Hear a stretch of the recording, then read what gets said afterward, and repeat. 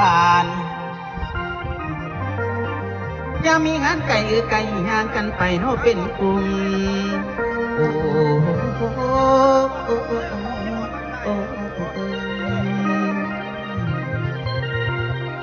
โอ้ยนุ่มและสาวจับคู่กันอยู่หน้าหันพองผัวย่านบ่ลื่นคองบ่มีเมาแล้วก็ห่วงจองถ้าเบิ่งแต่หมอลำจำฮอดบทการแสดงพวกบอกหมอลำเตย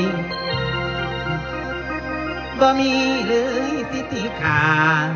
กินสุราแนวบ่แม่นโอ้โอ้โอ้โอ้โอ้บ่ได้หอบสาเพลนคือสมัยซุมื้อนี้บ่ตีข้าแม่นดากันเป็นน้องบัดประกับเต้าบ้านย่างละทงทองหนูน้องทองสะอ่อนทั้งหมอลำคณะดีได้น้ำจางทางหมอลำก็มีหน่อยเพียงเศร้าไปความห่างเอืองโอ้โอ้โอ้โอ้โอ้3-4,000 บาทแต่ค่าจ้างแต่ปานนั้นก็ซาลืม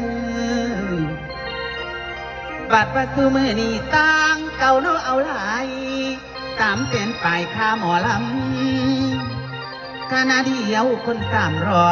300ทั้งคอนบอยทีมแดนเซอร์ลุ่นเวที